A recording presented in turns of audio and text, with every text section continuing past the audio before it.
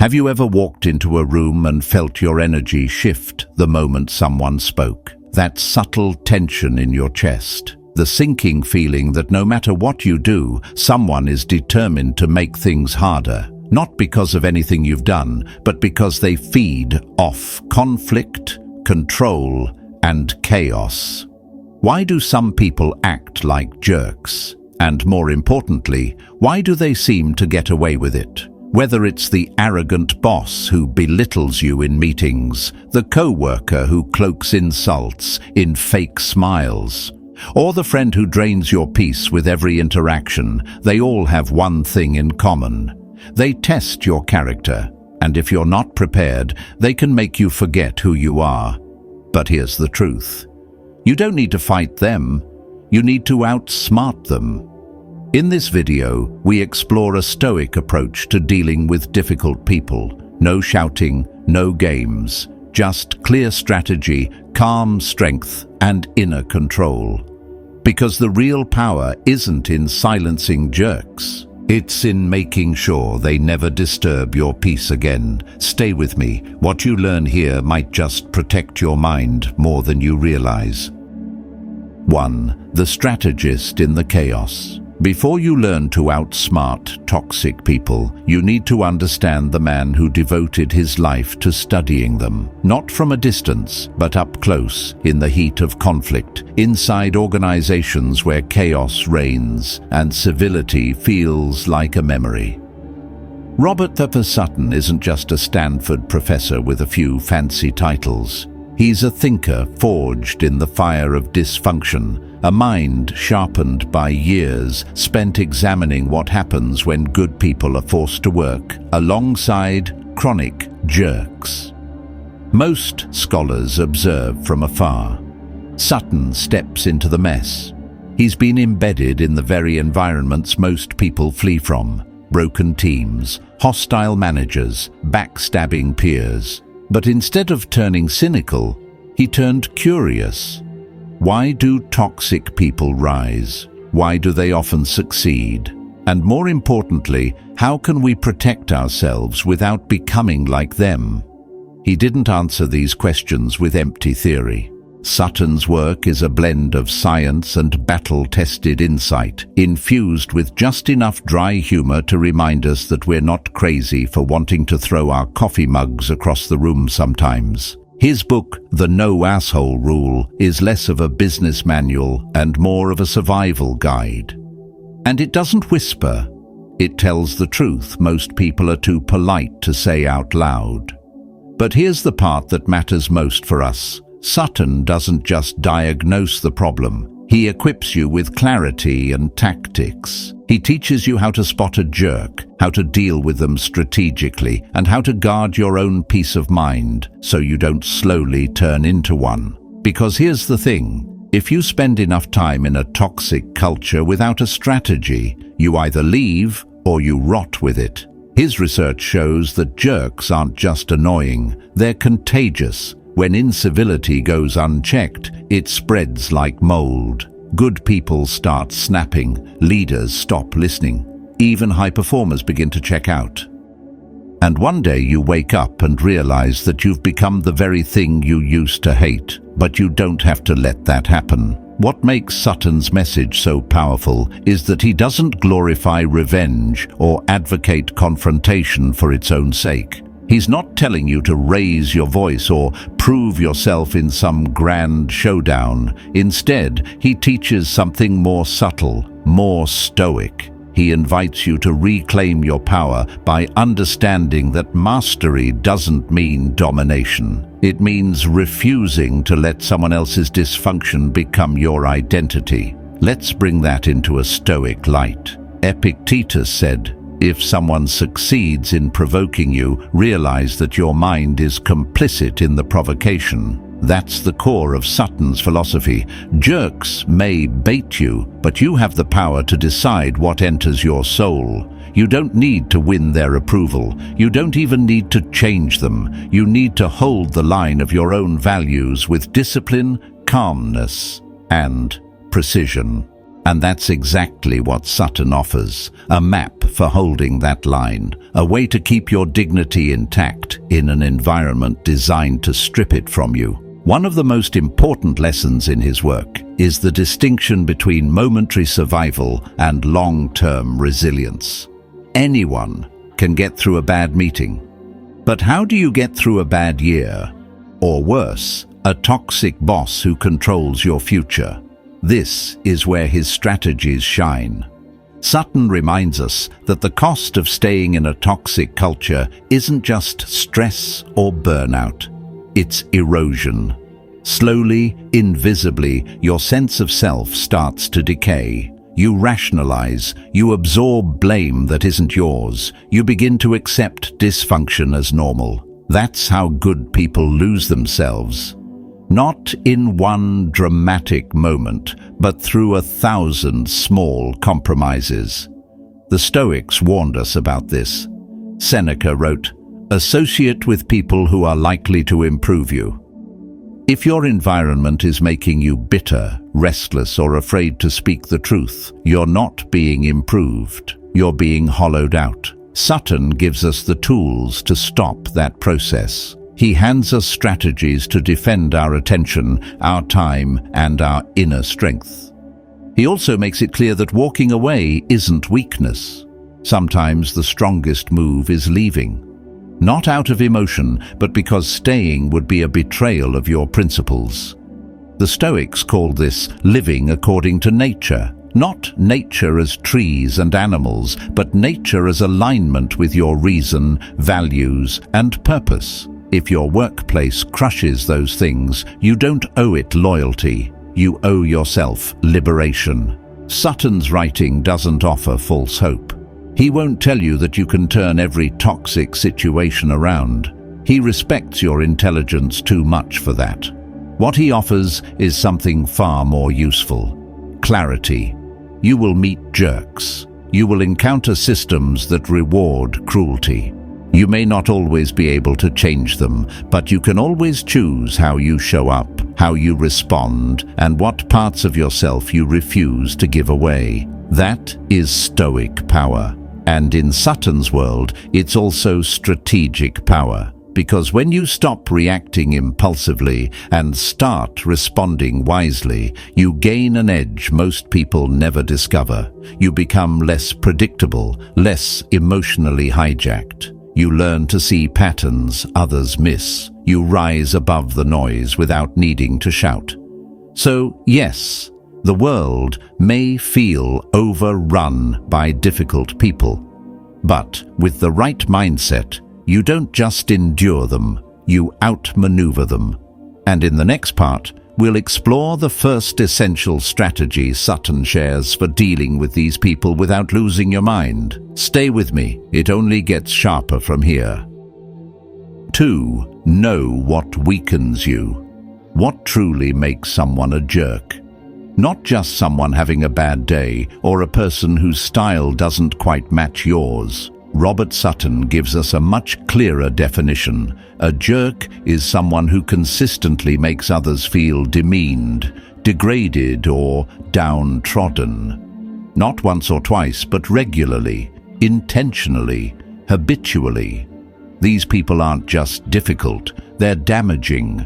Their presence disrupts the atmosphere of a room. They suck the energy from teams, crush the morale of entire departments, and slowly poison the well of trust that people rely on to do good work together. And they do it in many ways. Some are loud and aggressive. Others smile while they undermine you. They're not always easy to spot because their behavior can be wrapped in charm, masked by false concern, or hidden behind corporate buzzwords. But the result is the same. After every interaction, you walk away feeling smaller. Picture that coworker who loudly criticizes others for tiny mistakes in public, yet disappears when something goes wrong that actually matters. Or the manager who piles their workload onto you and calls it a growth opportunity, even as your own tasks pile up. Or the friend who makes you feel like a burden for asking for help, but calls you selfish if you ever say no. These are not small annoyances. These are patterns of power used without conscience. And here's where it gets tricky. What one person finds unbearable, another may brush off. Jerks don't come in standard forms. They don't wear warning labels. One person might laugh off sarcasm that leaves you feeling cut open. Another might feel drained by a conversation you found energizing. That's why Sutton teaches something essential. You must learn to trust your own internal thresholds. Because only you know what feels right, what feels tolerable, and what crosses the line into harm. The Stoics understood this intimately.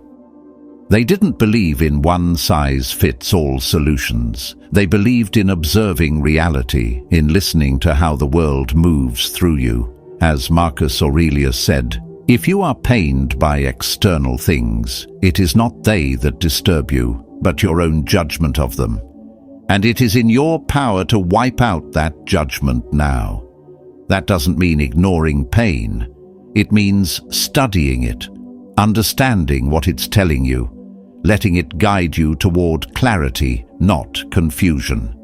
When it comes to dealing with jerks, your first line of defense isn't confrontation. It's recognition. Before you can respond, you must first understand what you're experiencing.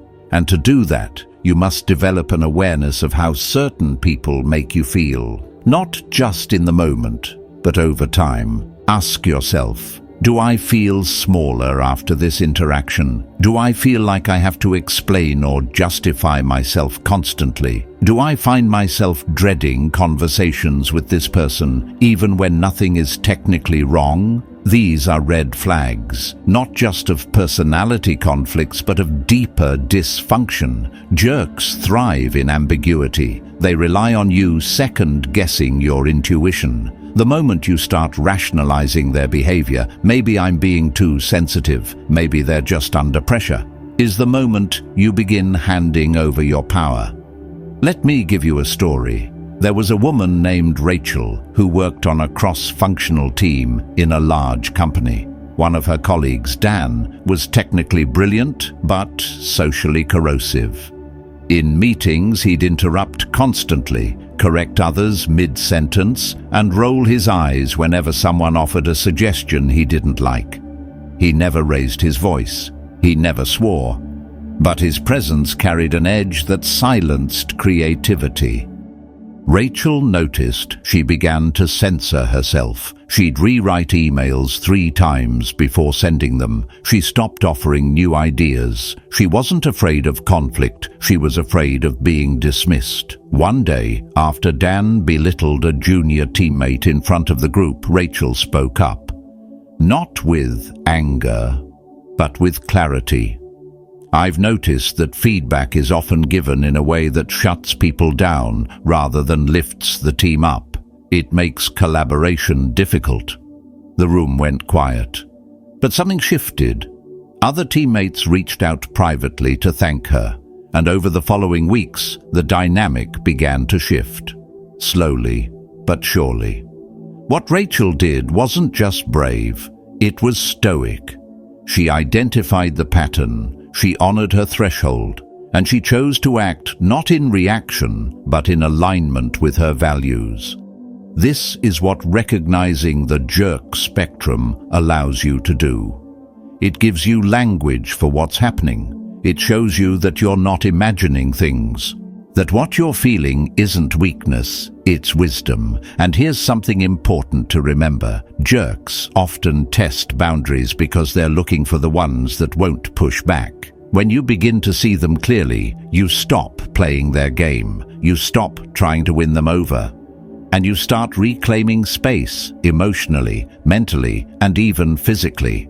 It doesn't mean cutting people off at the first sign of friction. Stoicism is not hypersensitivity, it's discernment. You give people grace, yes, but not infinite grace that allows them to harm others unchecked. You offer patience, but not at the cost of your dignity. You observe the pattern, you name it, and you decide what to do with it based on principle, not pride. That's real strength. And here's a quiet but powerful practice you can start today. Take a moment after your next interaction with someone who regularly drains you. Sit with it. Ask yourself, what part of me shrinks in their presence? Is it my voice, my confidence, my creativity? The part that shrinks is the part they're targeting, whether consciously or not. That's your signal. Then choose one small shift. Maybe it's saying no when you usually say yes. Maybe it's speaking second instead of waiting silently. Maybe it's just deciding not to take their words personally and watching how that changes your posture. Over time, those small shifts become armor. Not the kind that makes you cold, but the kind that makes you whole again. If anything in this section resonates with you, drop the word threshold in the comments. It's a simple reminder that your boundaries are valid. And if you want to keep building the mindset that helps you stay grounded in difficult environments, consider sticking with us through the next part, because recognizing a jerk is only the beginning. In the next section, we'll dive deeper into the 5 most common archetypes, each one a different mask of the same behavior. Once you learn to see the patterns, you'll never be caught off guard again. Let's keep going. You're about to learn how to see through the chaos. 3. Patterns of the manipulative mind. If you've ever walked out of a meeting feeling drained, confused, or quietly angry without knowing exactly why, chances are you've just encountered someone running a play straight from what Robert Sutton calls the jerk playbook. These people aren't random. They follow patterns, and once you see those patterns clearly, it becomes almost impossible to unsee them. Let's start with one of the most common figures, the kiss-up, kick-down artist. This person is charm incarnate in front of their superiors, smiling, supportive, seemingly competent. But as soon as the door closes and the power dynamic flips, their demeanor changes. They belittle teammates, delegate blame, and act like authority entitles them to cruelty. It's like watching someone flip a switch depending on who's in the room. You may know someone like this already. Maybe you've had a boss who praised you in emails to their supervisor, but criticized your work relentlessly behind closed doors. Or perhaps it was a peer who made sure to volunteer your name for late-night work, then conveniently forgot to include you in the credit. Then there's the spotlight hog. You speak in a meeting, share an idea, and before your sentence finishes, they're already talking, louder, more animated, pretending they just had a breakthrough. Their name is always at the top, their face always at the center. It's not collaboration they seek. It's domination of attention. Over time, it doesn't matter how insightful your contributions are. They'll find a way to make it look like it came from them. And now we meet the gaslighter, arguably the most psychologically corrosive of them all. This one doesn't shout. They subtly rewrite reality. They'll say one thing on Tuesday, deny it by Friday, and when you bring it up, they'll look you in the eye and say you're imagining things. Slowly, they make you question your memory, your instincts, even your confidence. They chip away at your sense of truth until you begin editing yourself just to keep the peace. These people don't just make your work harder, they make your mind harder to trust. Let's not forget the credit stealer. This one is especially prevalent in competitive environments. They have a radar for recognition, and they move fast. You've spent hours refining a proposal, staying late, double-checking details, only for them to swoop in during the presentation and speak first. They frame the work as a joint effort. They use "we" to mask "me," and the people in charge often don't even realize it. You're left applauding from the shadows while someone else stands in your light. And finally, the micromanager. This isn't just someone with high standards. This is someone who confuses control with competence. They don't delegate, they dominate. You can't move a step without approval. They rewrite your emails, hover over your screen, and create a climate of suspicion rather than trust. Their presence makes every task feel heavier, not because the task is hard, but because their grip on it is suffocating. Creativity dies, motivation withers, and even simple wins feel hollow. All these types might seem different at first glance, but they have something in common. Each one operates from insecurity, disguised as authority. Their behavior is not about you, it's about their need to feel bigger, even if that means making others feel small. And once you understand that, something shifts. You stop internalizing. You stop asking, "What's wrong with me?" and start asking, "Why is this person so afraid of being ordinary?" Now let me share a quick example. A woman named Lena once worked under a manager who checked every box in this playbook.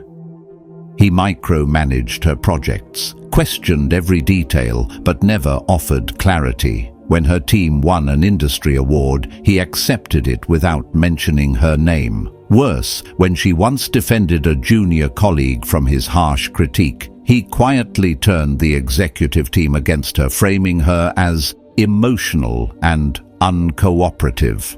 At first, Lena doubted herself. Maybe she was too sensitive. Maybe she did need to stay quiet and just do her job. But then she began documenting, not just his actions, but how they made her feel.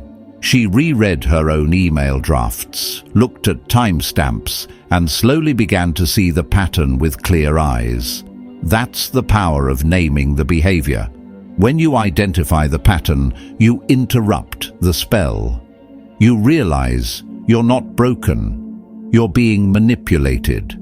And from that realization comes strength, not loud, explosive strength, but steady, deliberate strength rooted in awareness. Marcus Aurelius once said, "The best revenge is to be unlike him who performed the injury," and that's your Stoic armor here. The goal isn't to mirror the JERKS tactics, it's to see them without being swallowed by them. You learn to watch calmly, you start managing your energy instead of trying to change someone who has no intention of growing. If any of these archetypes sound familiar, let me know in the comments with a simple word: spotlight, gaslight, or micromanage, whichever hit closest to home. And if you want more content like this, take a moment to subscribe so you never miss the next insight that could change how you see the game. Because recognizing these patterns isn't about cynicism, it's about freedom. You don't rise by tearing others down, you rise by seeing clearly and refusing to shrink. And that's what Sutton's work teaches us. JERKS may thrive in the short term, but you thrive for the long haul because you choose clarity over chaos.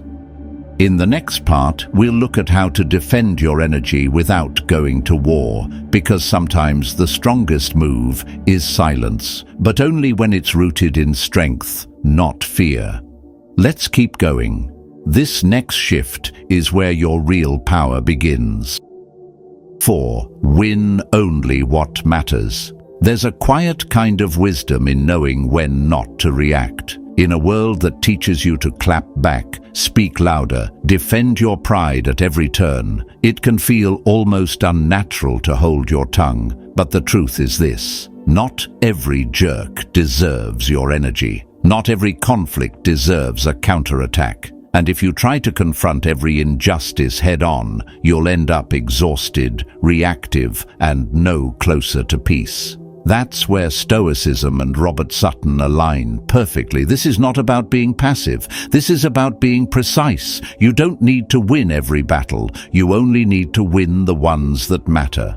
Sutton offers a kind of internal compass, a strategic lens to help you decide when to step forward and when to step back. It starts with the most overlooked principle of all: context. What actually happened? Was this person lashing out in a rare moment of stress, or is this just who they are? Are you dealing with a bad day or a pattern of psychological erosion? Even the most grounded people slip. A missed word, a sharp tone, a passive remark made in a moment of pressure. That doesn't make someone a jerk. What defines a jerk is repetition, intentionality, the slow, grinding disrespect that creeps in again and again until it no longer feels like an exception. It feels like the air around you. Stoicism asks you to observe that pattern without emotional fog. As Epictetus reminds us, it's not what happens to you, but how you react to it that matters. Your reaction doesn't need to be loud, but it does need to be rooted in reality. Look at the whole picture. Ask yourself, have they shown remorse? Do they even notice the harm they've caused? Is this an offhand mistake, or is this person slowly training others to accept cruelty as normal? The next consideration is power. This is the part few people want to talk about, because it forces you to confront the hierarchy of your environment. But Stoicism is built on clarity, not comfort. Who is this person to you? Are they your superior, your peer, or someone who has no real control over your path? If the person is in a position of power, your approach must be even more deliberate. Marcus Aurelius ruled an empire, but he still reminded himself, "You have power over your mind, not outside events." Realize this, and you will find strength. In other words, don't measure your strength by how loud your retaliation is. Measure it by how much of your inner peace remains untouched. Take Jamie, a young associate at a law firm. Her supervisor, Daniel, was known for veiled insults disguised as feedback. He'd say things like, "Maybe you're just not sharp enough for this kind of pressure," or "We'll keep giving you the easy stuff until you catch up." In front of others, he'd compliment her work, but behind closed doors, he chipped away at her confidence. She wanted to call him out, to send the fiery email. But she paused. Instead, she started keeping notes. Not for revenge, for clarity. For 6 months, she quietly documented every incident, every contradiction. She also started building alliances, colleagues who had similar experiences but didn't know what to do with them. Eventually, HR had a clear, undeniable pattern. Daniel was quietly moved out of a leadership role. Jamie never shouted. She never slammed a door. But she fought with precision, and she won. This brings us to the final principle: assess the damage. Sometimes a single moment leaves a scar. One conversation can echo in your mind for weeks, not because you're weak, but because the insult landed somewhere deep, maybe in an old wound, maybe in a place where your confidence still felt fragile. Stoicism doesn't tell you to ignore that. It tells you to learn from it. Seneca wrote, "We suffer more in imagination than in reality, but sometimes the reverse is true. We rationalize real suffering until we forget how much it's costing us. If one encounter is still draining you days later, if it's causing sleeplessness, anxiety, or self-doubt, then you need to act, not out of vengeance, but out of self-respect." This is where inner discipline comes in. Sutton isn't just helping you defend yourself. He's helping you build a filter for where your energy should go. You're not here to fight every insult, to teach every jerk a lesson. You're here to protect your mind, your time, your direction, and that means saying no to battles that don't serve you. So how do you decide? Pause before you respond. Take a breath. Ask 3 questions. Is this a pattern or a mistake? Is this person powerful enough to affect my future, or just loud enough to get under my skin? Is this worth the time, the energy, the emotional weight it will cost me? If the answer is no, walk on. Not out of fear, but out of principle. If the answer is yes, then prepare. Speak with clarity. Document your words. Stay calm, factual, and concise. The point is not to win the argument. The point is to shift the power dynamic back into balance. And if the system you're in refuses that balance, then you'll know it's time to leave the arena entirely. The Stoics believed in justice, but they also believed in detachment from outcome. You don't always get the apology, you don't always get recognition, but what you do get, what no one can take from you, is your discipline, your self-command, your quiet decision to choose your battles with honor. Because in the end, the strongest person in the room is not the one who reacts first. It's the one who chooses when to act and when to walk away. In the next part, we'll explore what it means to face not just one person, but an entire culture built on disrespect, and how to survive it without letting it shape who you are. Because if you can hold your ground when the system is rotten, you've already begun to win. Let's go deeper. The final test is ahead.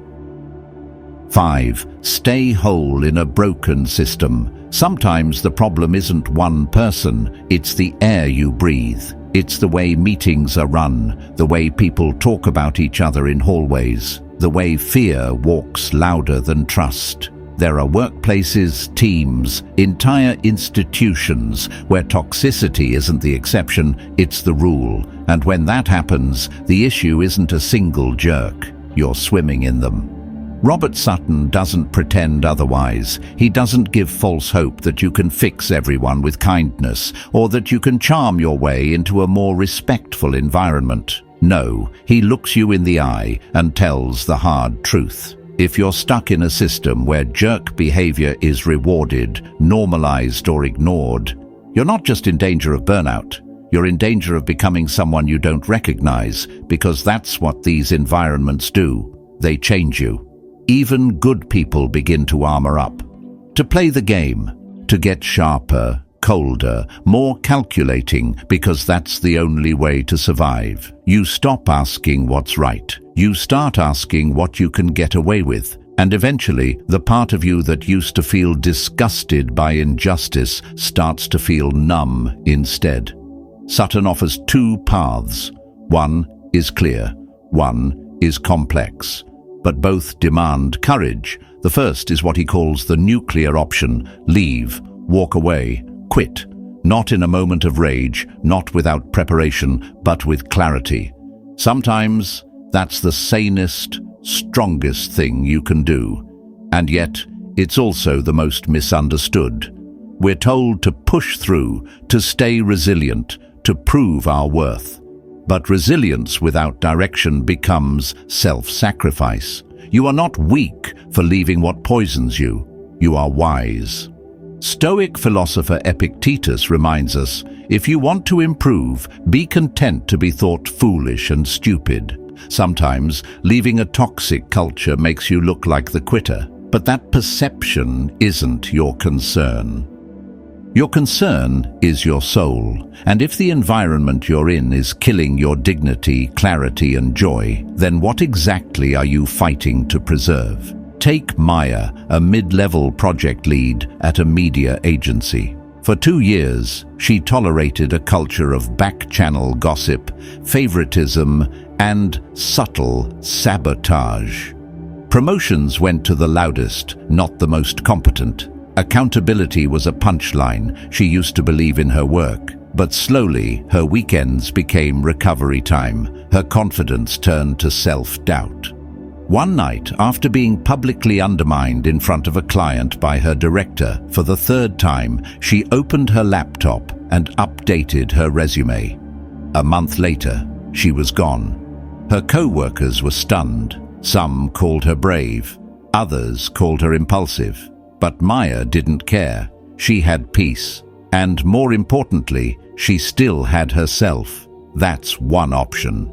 But what if you can't leave? What if you need the job, the income, or the opportunity? Then, Sutton says, you must choose the second path. Get smart. Learn how to survive without becoming what you despise. This is not about hiding. It's about strategy. It's about remaining intact while the system tries to erode you.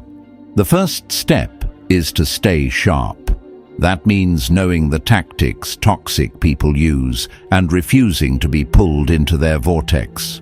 When someone gossips, withhold your agreement. When someone baits you with passive aggression, pause. Don't match their tone. Don't rise to it. Because the second you mirror their chaos, you've already lost the upper hand. Marcus Aurelius wrote, "The best revenge is to be unlike him who caused the injury." In toxic systems, the most radical act is to remain grounded. The next step is to protect your emotional boundaries. That means deciding in advance what kind of behavior you will and won't allow. Not every disrespect needs a confrontation. But it does need a line. If someone speaks over you repeatedly, stop mid-sentence. Then calmly say, "I wasn't finished." If your ideas are routinely stolen or overlooked, document your contributions. Make your work visible, even if it means narrating your process in meetings. Not as a performance, but as protection. There's also the matter of emotional baiting. Jerks love to provoke. They thrive on getting a rise out of you, so don't feed them. When they make snide remarks, answer with silence or neutral responses. Not because you're afraid, but because you're focused. They want attention. What they hate is indifference wrapped in calm.